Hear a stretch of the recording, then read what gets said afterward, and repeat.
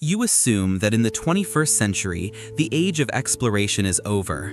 You likely believe that with satellite imagery, GPS precision, and modern alpinism, there is no corner of this globe left untouched by human ambition. We are taught that the summit is merely a matter of logistics, a transaction of money, oxygen, and time. But the data tells a different story. There are jagged scars on the face of the Earth where human footprints are not just rare, they are extinct. There are peaks that have granted passage to a single expedition only to slam the door shut forever. Some are guarded by political iron curtains, others by local gods, and some by a geography so hostile it defies the logic of survival. But here is what is fascinating. In a world obsessed with conquest, these mountains have won. They remain the final fortresses of solitude. Let me show you the places where the climbers left and the silence returned. You're watching Unclimbed Earth, where the map ends. The concept of the forbidden mountain usually belongs to fiction, a trope of adventure novels and silver screen thrillers. But in the Annapurna Himalayas of north-central Nepal, fiction is a geological reality. Machapuchare, the fishtail, is one of the most visually arresting peaks on the planet.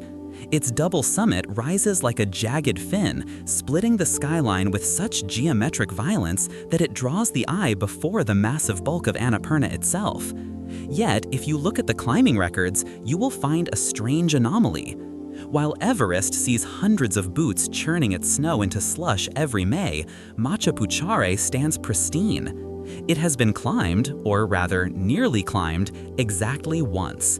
And the reason nobody will ever return has nothing to do with avalanches and everything to do with a promise. In 1957, the British legendary climber Wilfred Noyce and his team set their sights on Machapuchare. At that time, Nepal was just opening its doors to the west, and the mountains were viewed as giant icy puzzles to be solved. Noyce was not a reckless man. He was a poet and a scholar, a climber who understood the weight of the mountains he ascended. But Machapuchare was different. To the local Gurung people, this mountain was not a pile of rock and ice, it was the sacred home of Lord Shiva. To set foot on the summit would be an act of spiritual desecration, a trampling of the divine. The expedition faced a moral dilemma that modern commercial mountaineering rarely encounters. They needed permission from the king of Nepal to climb.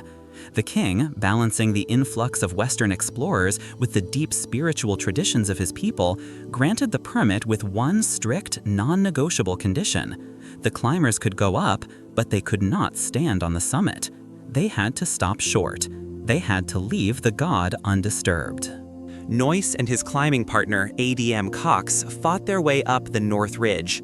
The climbing was horrific. Blue ice, crumbling rock, and a ridgeline so sharp it felt like walking the edge of a knife. They pushed through the death zone, battling the hypoxia that makes every step feel like a marathon.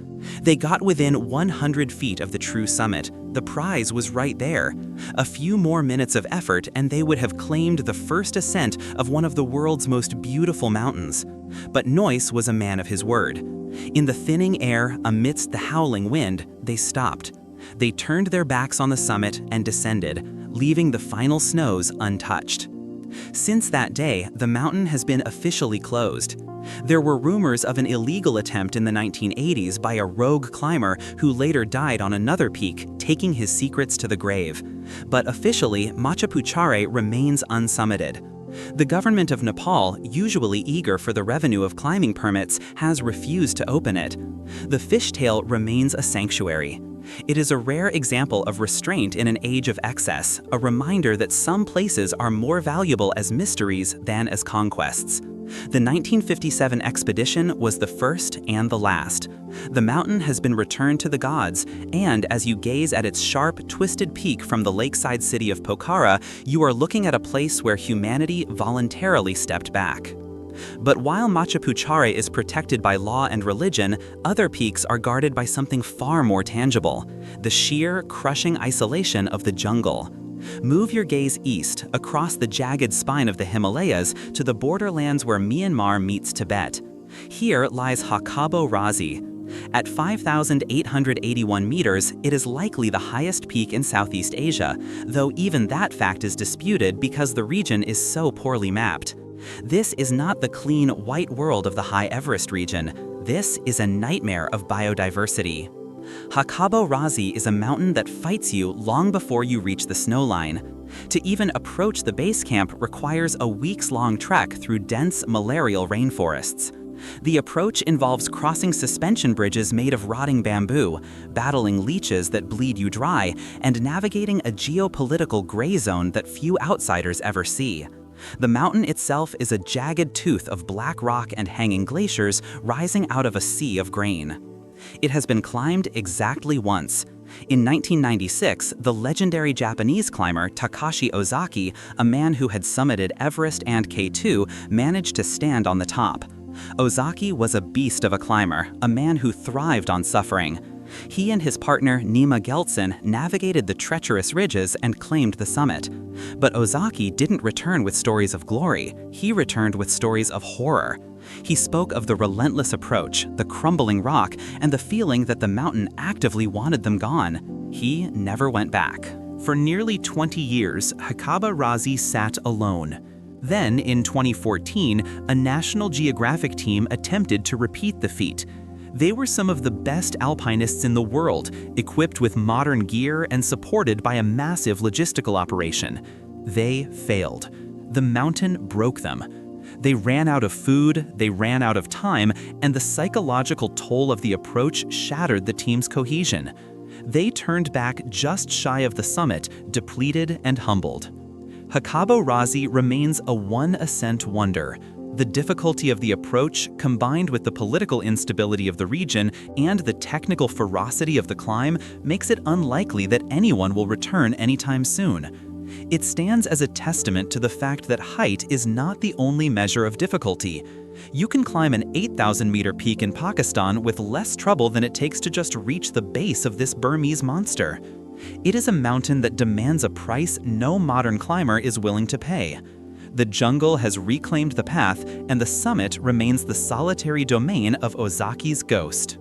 Now, let us shift from the green hell of Myanmar to the white desolation of the Tibetan Plateau. Deep in the Kunlun Mountains, far from the tourist trails of Lhasa, stands Ulugh Muztagh. This is a mountain that exists in the blind spot of the world. For decades, map makers couldn't even agree on how high it was. Some maps listed it as over 7,700 meters, making it a contender for one of the highest peaks in the world. Others listed it much lower. It sits in the Arjun Shan Nature Reserve, a place so arid and remote that it resembles the surface of Mars more than Earth. Ulugh Muztagh has been climbed once. In 1985, a joint American-Chinese expedition ventured into this wasteland. The logistics were a nightmare. The team had to drive heavy military trucks across hundreds of miles of roadless permafrost, bogging down in mud, breaking axles, and fighting altitude sickness before they even saw the mountain. When they finally arrived, they found a pyramid of rock and ice that looked like it had been dropped from another planet. 5 climbers reached the summit on October 21, 1985. They measured the height definitively, 6,973 meters. It wasn't the 7,700-meter giant some had hoped for, but the difficulty of the ascent was extreme. The cold was absolute. The wind on the plateau screams across thousands of miles of unobstructed flatland before slamming into the peak. After they descended, the silence rushed back in. Nobody has returned to Ulugh Muztagh. The cost of getting there is astronomical, and the reward, in terms of fame or sponsorship, is minimal. It is a climber's mountain, in the strictest sense, hard, remote, and utterly obscure. But there is another reason the mountain remains alone. The region is environmentally sensitive, a breeding ground for rare Tibetan antelopes and wild yaks. Access is tightly restricted by the Chinese government. The 1985 expedition was a window that opened briefly and then slammed shut. Today, Ulugh Muztagh stands as a lonely sentinel in the high desert, its single ascent a footnote in history, its slopes scrubbed clean of human presence by the relentless wind. But sometimes, a mountain is climbed once and then the door is locked not by nature but by the fallout of human folly. This brings us to Nanda Devi, the bliss-giving goddess of the Gardwal Himalayas in India. Nanda Devi is not just a mountain, it is a fortress. The main peak stands at 7,816 meters, surrounded by a ring of 12 other high peaks that form the Nanda Devi Sanctuary. This sanctuary is a geological miracle, a high-altitude basin protected by sheer walls of rock, accessible only through the terrified gorge of the Rishi-Ganga River. For a brief period in the mid-20th century, Nanda Devi was the holy grail of exploration. It was climbed in 1936 by Odell and Tillman, a feat that was celebrated as the pinnacle of lightweight mountaineering. But the story of why nobody returns to the inner sanctuary today is darker. It involves the Cold War, the CIA, and a lost nuclear device. In 1965, in a covert operation named Operation Hat, the CIA and the Indian Intelligence Bureau teamed up to plant a nuclear-powered listening device on the summit of Nanda Devi. The goal was to spy on Chinese missile tests across the border. A team of elite climbers hauled the device, powered by a generator containing plutonium capsules, up the mountain. But a severe storm hit. The climbers, fearing for their lives, stashed the nuclear device in a rock crevice near Camp 4, intending to return and retrieve it when the weather cleared. When they returned the following spring, the device was gone. A massive avalanche had swept the slope. The plutonium, the generator, the snap-together surveillance antenna, all of it had been buried under millions of tons of snow and ice, or perhaps ground into dust and washed down into the glaciers. Panic ensued. The climbers scoured the mountain, but the device was never found. It remains there to this day, a radioactive ghost ticking away in the ice. Following this disaster and subsequent concerns about the ecological fragility of the sanctuary, the Indian government closed the inner basin. The Nanda Devi Sanctuary was sealed off from the world. For decades, no climbers, no trekkers, and no locals were allowed to enter. The bliss-giving goddess became a forbidden zone. While the closure was briefly relaxed in the 1970s for a few expeditions, it was clamped down again strictly in 1983. Today, Nanda Devi stands in splendid isolation. The peak that was once the highest in the British Empire is now a ghost mountain. The climbing community speaks of it in hushed tones. The closure is ostensibly for environmental protection. The sanctuary had been degraded by early expeditions cutting juniper for fire and leaving trash, but the shadow of the lost plutonium looms large in the lore. The mountain was climbed, yes, but the price was a permanent quarantine. The inner sanctuary has reverted to a wild state, populated only by blue sheep and snow leopards, with the rusting remains of a nuclear spy device hidden somewhere in its glacial gut. It is a place where humanity overreached, and the mountain responded by closing its gates. Finally, we turn to a peak that challenges the very definition of a climb. We travel to the remote border of Bhutan and China to find Melungtse. At 7,181 meters, it is the highest peak in the Rolwolling Himal. Melungtse is a terrifying monolith of granite, a complex wall of rock that repels traditional approaches. It is steep, technical, and plagued by atrocious weather. For years, Melungtse was a rumor. Climbers could see it from other peaks, a hulking mass in the distance, but political restrictions in Tibet kept it off limits. It wasn't until the late 1980s that attempts began. But Melungtse had a trick up its sleeve. It wasn't just hard, it was psychologically dismantling. The sheer verticality of the faces meant there were no easy routes, no walking sections. It was a vertical mile of technical climbing at extreme altitude. In 1992, the Slovenians, arguably the toughest alpinists in history, arrived. André Stremfel and Marco Prezel were not there to siege the mountain with Sherpas and fixed ropes. They were there to climb it alpine style, fast, light, and dangerous. They launched an assault on the 2,000-meter-high east face. It was a masterclass in suffering. They bivouacked on tiny ledges, chopped into the ice, suspended over the void. They reached the summit. It was a triumph of human endurance. But here is the catch. Since that day in 1992, Melungtse Main has not seen a second ascent. The mountain is technically open, but it is effectively abandoned. The combination of its remote location, the extreme technical difficulty, and the lack of commercial viability means it sits alone. Modern climbing has shifted towards trophy peaks, the 8,000ers where commercial operators can fix ropes and guarantee summits for clients. Melungtse offers no such guarantees. It offers only hardship.